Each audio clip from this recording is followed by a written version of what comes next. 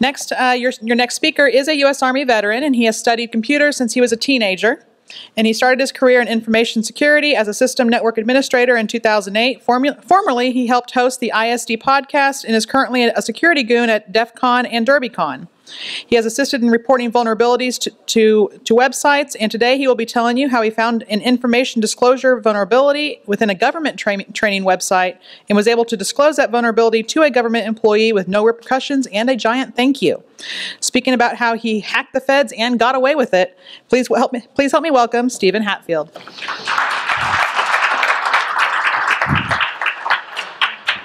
Can y'all hear me? Okay. Based off the last talk, if you want to follow me on Twitter, I tend to ramble and rant and sometimes drunkenly do so. That's my Twitter handle on the second line. It's Dr. Bones, which is 0 and a 3.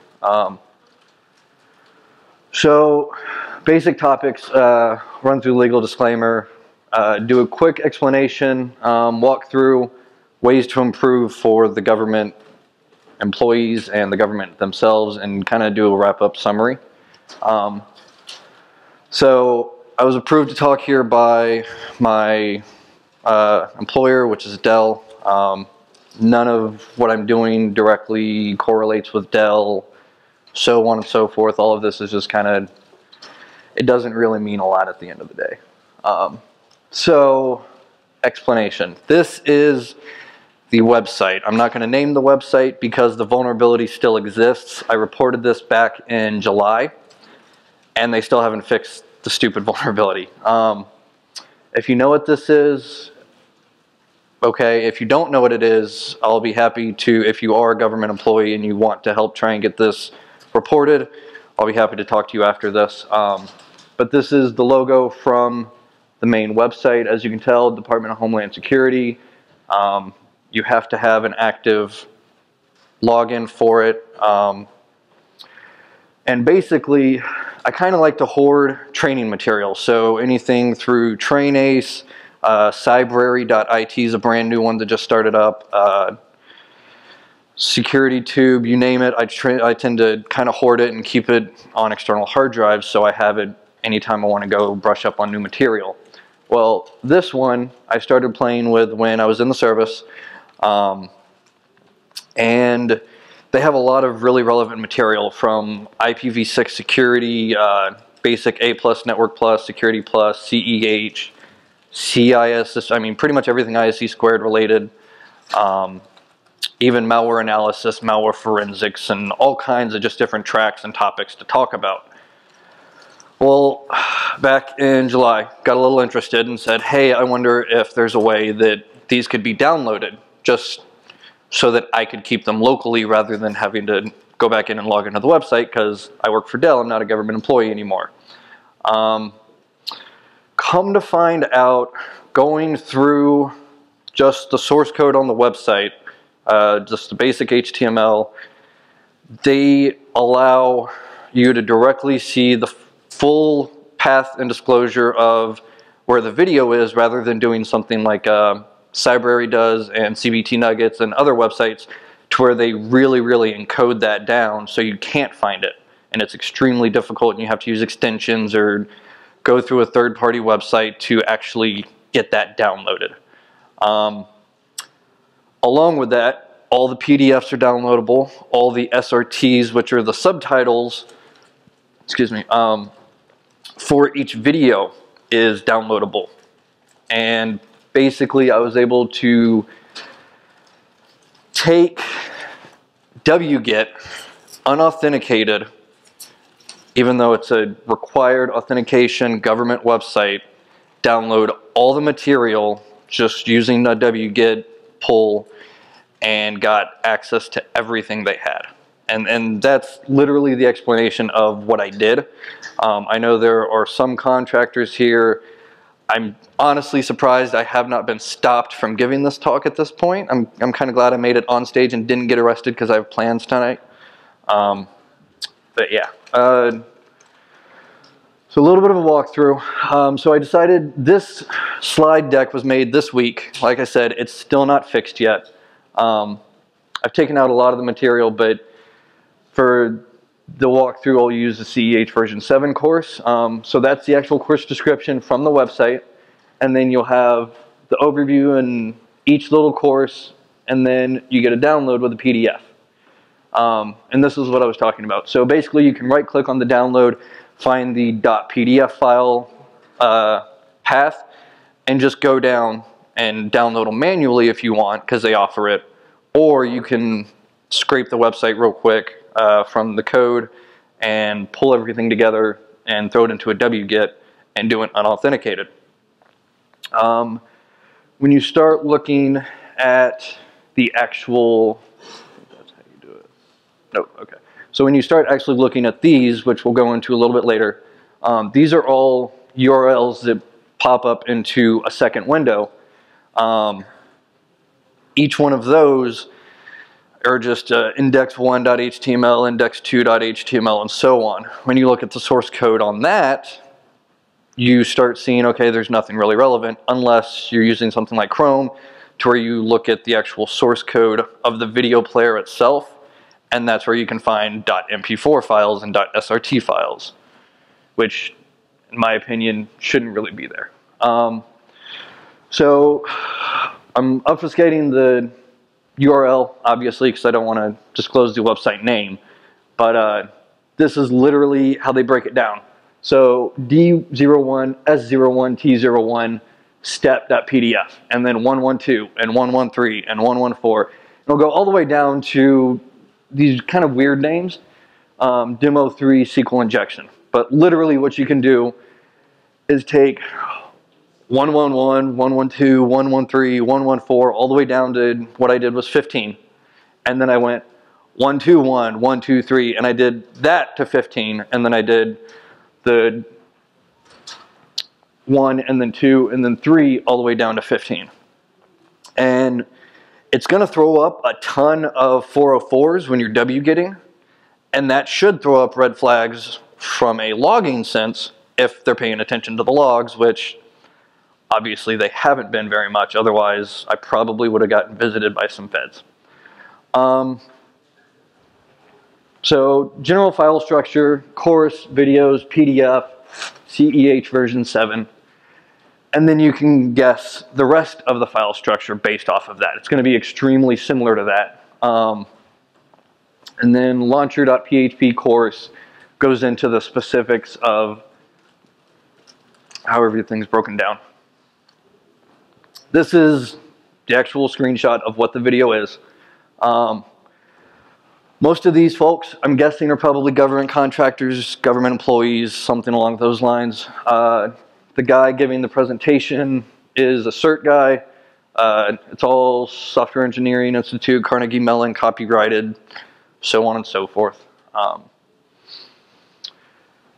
This is the index for the actual pop-up that you get.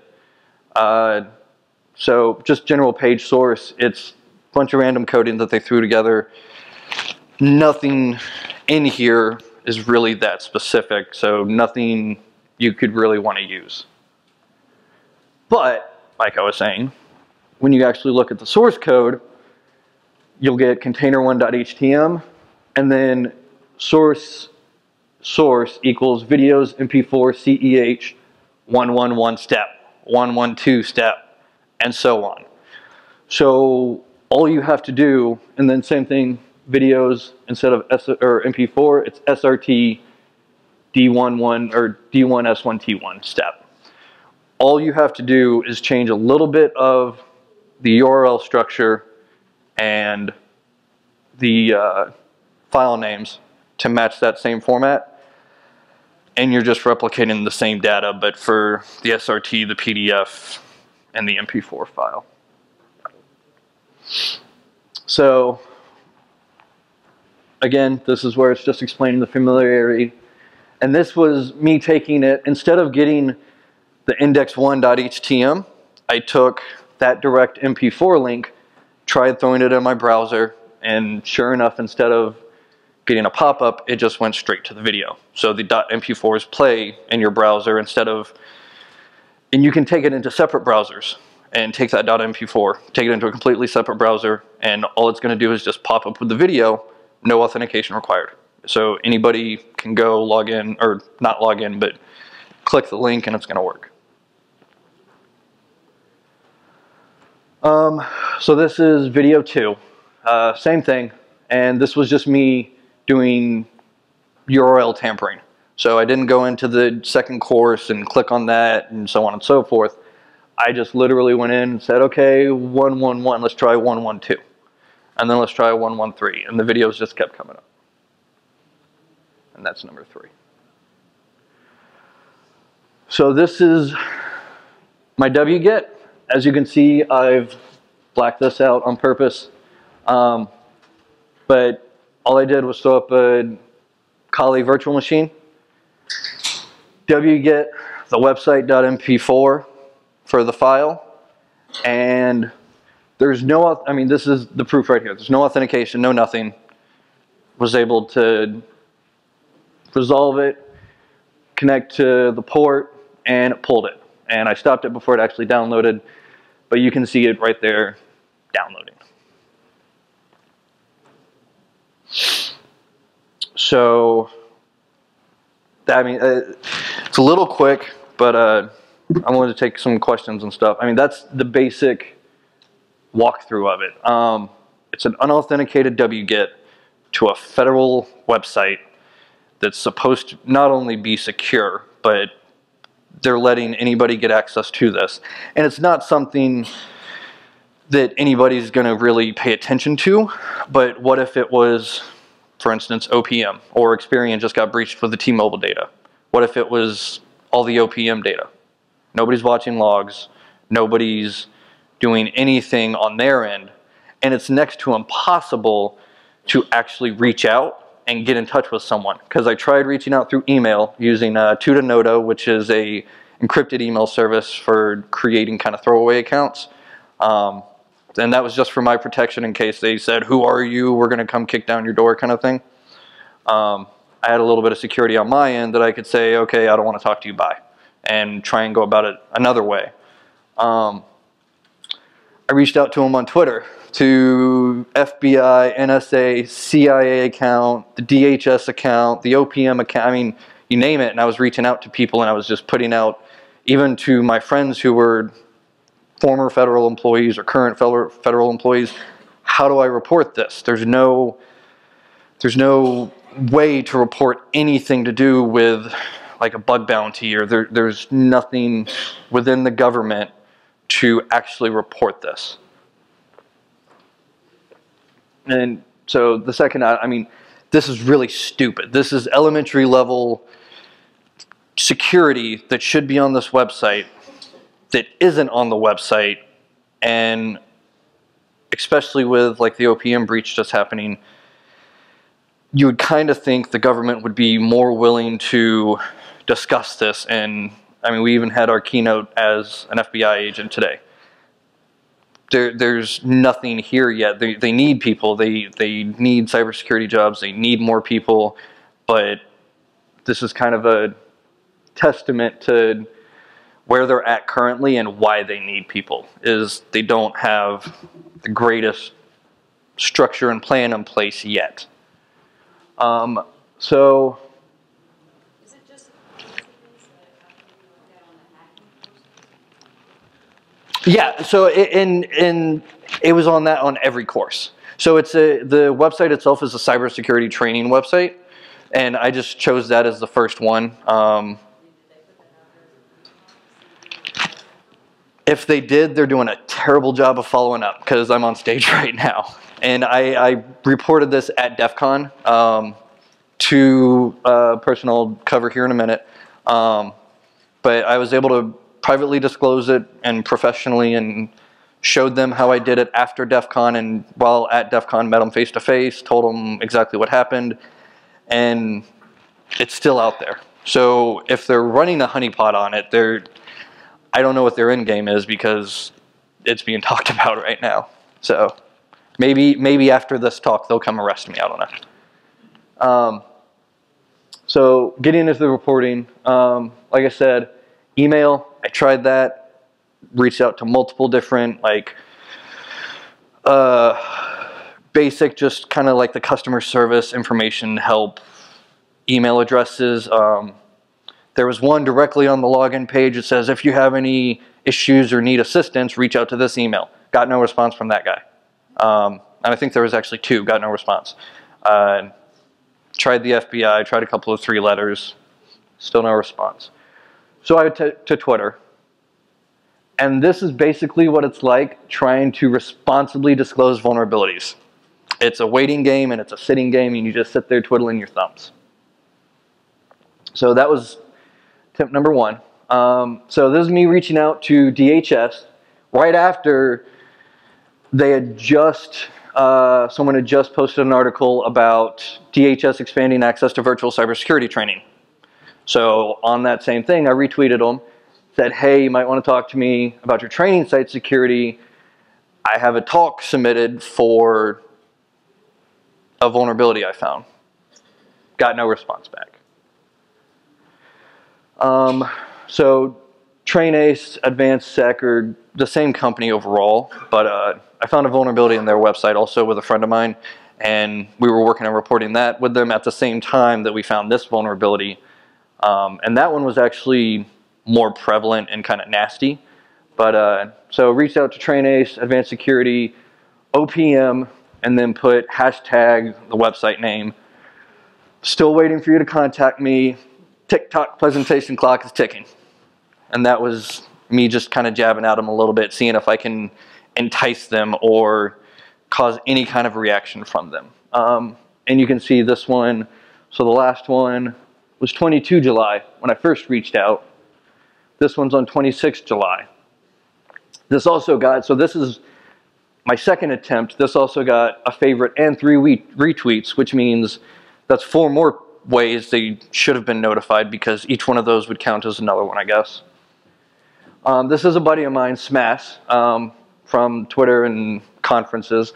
And he's reaching out, retweeting, and telling them that I'm needing to talk to them because I'm trying to get this. And then there's another retweet and a favorite. Both are mine, but that's still another 2 pings they should have gotten, or notifications. And then again on the 26th, do I know anyone who works with or for blank or blank, like Department of Defense, FBI, NSA Gov, security flaws need fixed? Still no real response. And then more jokes.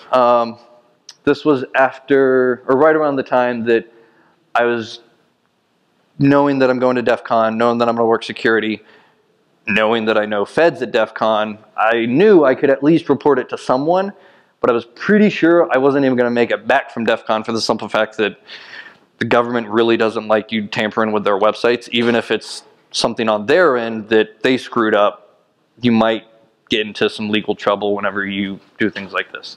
And a good kind of a reference to that would be, I think his name was Aaron Schwartz, the AT&T hacker. He found something that AT&T accidentally exposed on their website. He publicly disclosed all of it because it was already out there, but he got jailed for it. And I think, if I'm not mistaken, he ultimately wound up committing suicide because of it while in jail, or right before, or something. But it's kind of the situation that you go into of when you're trying to do the right thing, you might wind up getting put in handcuffs ultimately because it's a knee-jerk cybersecurity reaction that unfortunately we're seeing right now. These were the guys, luckily and thankfully, that reached out to me privately through DM. I don't have any of those messages because they wanted to keep it private, but reached out to Army Cyber Institute on a whim, and this was the day after most of those other tweets. Told them I found a vulnerability in a government website, asked them if they'd be willing to privately discuss it since nobody wanted to publicly discuss it. That's who I met with. I met with a captain from their research team at DEF CON. Explained everything to him, actually put him in a contact with a whole bunch of other friends of mine who are government employees. So kind of hopefully boost his career a little bit. But his direct response was that he was going to, once I got back from DEF CON, I recontacted him, showed him exactly what I've showed y'all on how everything's been done. Didn't blur anything out so he could see everything directly, and included a couple more screenshots of step-by-step, click this, click this, click this. He was going to recreate it on his side, send it up, hopefully get it fixed. I don't doubt for 2 seconds that he was earnest and he is trying to get it fixed, but with it still being there, yeah. And then US Cyber Command, the people that are supposed to be gung-ho right now about fixing everything and anything to do with cyber security issues, didn't even respond to me. Not sure if that's because nobody pays attention to their account or if it's just because they didn't believe me. I honestly don't know. And I mean, this whole time almost, I keep telling them I'm doing a talk on this. I've submitted a talk to ISSA, submitted a talk to B-Sides Dallas. Nobody's, you know, I'm going to present on this if you don't stop me. And if I don't get told I can't present on this. This was the 29th. Reached out to them again, asked if they were able to take report of a vulnerability on a .gov site because nobody wanted to fix anything. So, kind of the wrap-up of this. The biggest way, I think, it's a multitude of things, but the biggest way, in my opinion, as someone who does hacking, as someone who does security research, if something could be instituted, even if it's just a wall of fame or some kind of recognition to help you possibly get a job somewhere else, or money. I mean, money is the ultimate factor for a lot of security researchers is, oh, you want to pay me for finding bugs in your website? I'll do it all day long. Or in your software. They'll do it all day long. So, I mean, bug bounties is the way I would suggest. Providing it offers a chance for responsible disclosure. It's allowing for people, security researchers and malicious hackers to actually earn cash legally and responsibly. It's definitely proven to be responsive for the people that have done it. And then, so Google, for instance, most bugs are going to range from $500 to $50,000, and $50,000 I think was if you can get remote code execution on like one of their Chromebooks, and it was persistent across every type of system. It was a straight up, you could prove it, here's $50,000. No question, I mean, no questions asked. They would probably want to hire you out of it too. Google tends to do that. Microsoft started a bug bounty program with the help of a friend of mine, Katie Masuris. Apple, I believe, has something along the lines of a bug bounty program. Bugcrowd.com is a list. They have a large list of companies that are doing bug bounty programs. Even if you're not doing financial compensation, some people are also doing just basic rewards. They're doing swag, which is t-shirts. I've seen tablets go out before. I mean, all kinds of stuff for reporting these vulnerabilities and getting them out.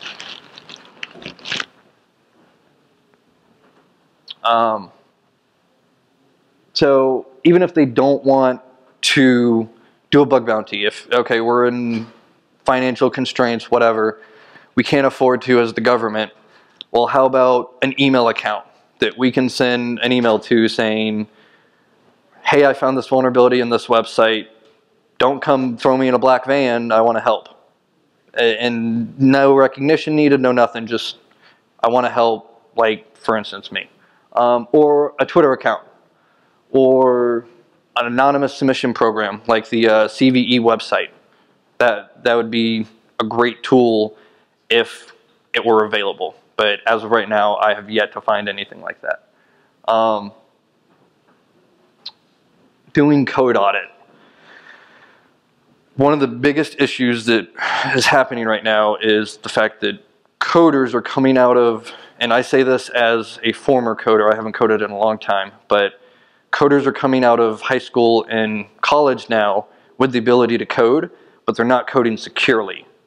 So if you're going into software development program and you don't code securely, your code's going to get ripped to shreds by security researchers. And whether that's you're going to allow for someone to get hacked, or somebody might just find like a simple way to crash your program that has a weird result, something's going to happen and you're eventually going to see a repercussion from it, whether it's you get fired for coding terribly or you get to get new training and get more coding skills out of it. It could be either way. And last, I mean, a real vulnerability management program would be excellent. I did vulnerability management for the U.S. Army Alaska. So basically the state of Alaska has 3 Army bases. I ran that program for a year while I was stationed there, my last year in the service, and a lot of it was kind of middleman incident response, where we did, okay, Hawaii's looking at snort logs and they see a piece of malware, okay, let's disable this system, let's go disable this user account, let's get them retrained, clean up the system and just go. That doesn't explain how they got attacked, that doesn't explain anything really. And then when you start looking at, okay, we're looking at US Army.gov or whatever, you know, Army.gov, that's under attack every single second probably of every day. Same thing with NSA.gov and CIA.gov and all these other websites. They have people that are actively monitoring the connections. Even that the website here, it says by logging in, you're subject to red team monitoring and blah, blah, blah, blah, blah. Not much is really being done. And if it is, it's not being done well enough. So something, either they need to step their game up or they need to hire more people to actually get these things accomplished. Wow, I'm running really quick on time. So, in summary, the government is really sucking at security right now. Part of that, in my opinion, is they pay terribly. So, minimum requirement for entry-level FBI cyber agents, whatever you want to call them, CIA, NSA, bachelor's degree required. Every time I've applied, and that's with a security clearance, I've just been outright denied because I don't have a bachelor's, and that's something I'm actively working on. You run into, can you get a clearance? You run into the big issue that's been all over the news of a lot of hackers like to smoke, you know, marijuana, or do other illicit drugs. If you've done them within X time frame, I think it's like 3 years, you can't get a clearance, and in turn, you can't go work for the government. And that takes out like 80 to 90% of the hacker pool, because hackers like to do drugs and hack things. And it also, even if you're paying terribly, if you at least let some things slide, you're going to get a better result. And that's one of the things that they've talked about, is they've looked at possibly kind of side skirting the fact that, okay, you like to smoke pot on your free time. Everybody's kind of legalizing it now. We'll overlook that if you don't do any other drugs. If you stay straight-laced other than that and you can keep everything clean, then we can still give you a job. That would be a great incentive for a lot of people, especially entry-level folks possibly coming out of college, because college is kind of party time. With the right people in place, there's always room for improvement. That kind of segues into the first item of, if you're willing to pay for the right people, and starting level is somewhere around like GS5, GS6, maybe GS7, and that's only like $50,000, $60,000 a year. Unless you're a college student, you're probably not making that low of an amount. And even as a college student, you're probably making less. But entry-level information security, $50,000 to $60,000 roughly, and that's like entry-level IT system administration work. You're not going to hire hackers at that rate. It's flat out, information security analyst is something like the 8th most popular job within the world right now, or US, and because of that, it's a high-paying job. Nobody's going to want to go from $100,000 a year to $40,000 or $50,000 a year just because they get to work for the government, even with all the cool training and everything else and touring the world. I did it, and I did 2 tours overseas. I went all over the place. It's really cool, but it's not worth $30,000, $40,000, $50,000 a year. I like working for Dell and actually making a living. It's kind of nice. Anything that's happening right now for current reporting means, and basically anybody who reaches out is getting nothing in response. It's falling on deaf ears. I've met personally General Alexander. He gave me one of his 4-star coins when he showed up to DEF CON at DEF CON 20. Didn't even get to really talk to him, and he was super intrigued and like loved everything at DEF CON and was super gung-ho, and he gave in a speech, we need hackers and we need to hire people, and it was a job pitch speech at DEF CON, which is really stupid and funny at the same time.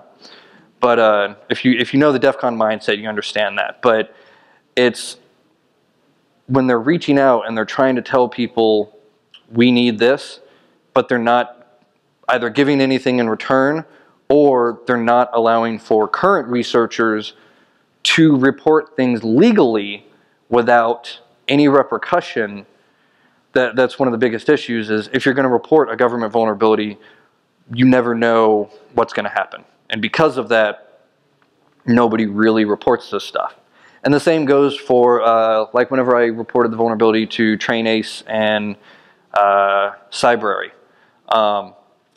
Didn't really know what was going to happen, because TRAINACE is a fairly popular, fairly large cybersecurity training website, and they offer other things also. But if you go to a vendor and you say, hey, I found this and it's really, really bad and you need to fix this, they can really simply say, here, talk to our lawyers. And someone like me, I don't have a lawyer on retainer, so I could very well wind up in a really bad legal situation, or in handcuffs again. And I say again, referencing earlier. And then even the current government employees are wanting this to improve, and when they bring it up, it's also falling on deaf ears and falling through budget cracks. And I say that quite literally. I have friends who work for DHS and NASA and CIA and NSA and FBI, and everybody that is truly passionate and truly wants security to go places are sitting here trying to make this better. And when I was in Alaska, anytime I saw something stupid like old versions of Java, or old versions of Windows or something running, I would question it and go, why the heck are we doing that? Oh, well, it's legacy, we haven't updated it yet, it costs money. Okay, we're the government, we can kind of do what we want, and we have contracts with Microsoft and Cisco and all these other contractors and companies, and you're opening yourself to a vulnerability. The last one should be up there with the first one, but nobody truly takes it seriously from the standpoint of the people that are actually making decisions should be taking it seriously. It's the lower echelon people or the higher echelon people that don't do it anymore that want this to become a serious topic, but it always falls back on finances and things like that. And I'm hoping with the news that Raytheon just got like $1 billion contract to do cybersecurity for the government, this might change. I'm a little hesitant. I'm kind of holding my breath just because, like, Raytheon, having worked with them as contractors, they're great people, but I think a lot of it's going to get tied up in policy and deal with the same stuff that we're all dealing with today of, oh, there's Windows 2003 and Red Hat 2 and 3 and 4, and it's going to be end-of-life systems and Server 2003 that are going to run for the next 10 years because people don't want to upgrade their code, or people don't want to risk breaking a piece of equipment that runs an entire infrastructure because either they're too lazy or they just don't want to do it.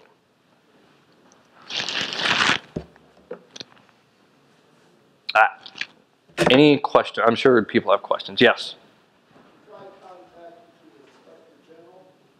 The IG? No, I did not.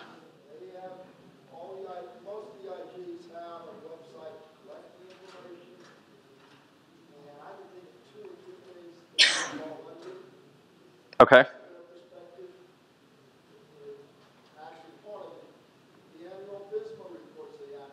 Mm-hmm.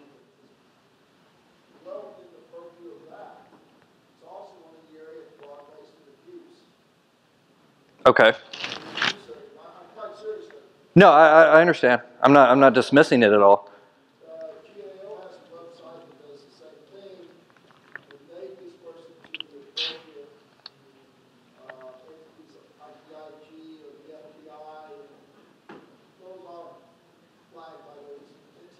Okay. That's good to know. Yeah. Yeah, everybody has to have IG because there's always someone making fart jokes in an office somewhere. So, we got about 15 minutes, or no, excuse me, about 20 minutes. So, y'all are more than welcome to ask questions, or I can just stand up here and like do a dance. Yeah. Yeah. What's your favorite episode of Futurama? I don't know. I don't have a favorite. I was just looking for a funny clip for the questions one, kind of like the legal disclaimer one. I was just looking for the most random thing. Yeah. I found a similar vulnerability on a website, but it's a private organization. Do you have any tips as far as disclosing vulnerabilities to private organizations rather than government entities? So it kind of runs along the same lines of try and find who their web admin is, try and find out, or webmaster, whatever you want to call it. If you can't find that, maybe find a list of emails for the website and just kind of spam them and say, hey, I found something kind of weird. Can you help me get this reported? I recommend doing it from either a throwaway account initially or something like Tutanota or like 10-minute, or not 10-minute mail, but something similar to where you can't directly be traced back to it, just in case people want to come kicking down your door for trying to do the right thing.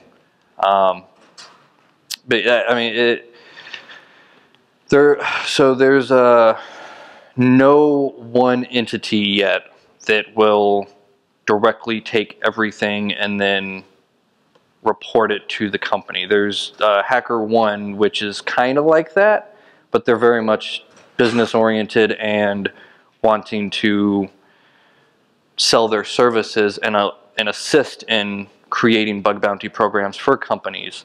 But at least from my understanding, but it's basically reach out to who you can from while protecting yourself, and if you can get it taken care of, then great. I think CVE allows for website items like that, so if it's a .com website or anything, you should be able to report XSS or SQLI, things like that, through the CVE system, and it would get notified to the proper vendor.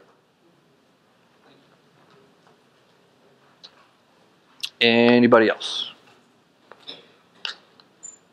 Nope. All right, I'm done. Thank you very much. Yeah. I'm a bit late. I just want to know whether the training material that you're talking about, is it paid or free? So it's free for government employees. You just have to email the person saying, hey, I want to sign up, and you use your military or government account, and they'll get in touch with you. Now that I think about it, there's another one, U.S. Army Skillport. So Skillport's kind of a big, broad monster of a training website. They also partner with 24/7 Books, and it's just this large entity that the Army's provided for doing this. I actually, in the process of doing this stuff, I started wondering if I could get similar results going through Skillport, which is a lot more locked down, and I wasn't able to, but I've been out of the service since April 2014, and my login, which the @us.army.mil account doesn't even exist anymore. It's now whatever .mil, or no, excuse me, yeah, whatever .mil at mail.mil is how they've changed the extension. And that login with that password in over 2+ years is still the same, and it still works to log in, which means they're doing no sanitization of who's leaving the service or anything like that.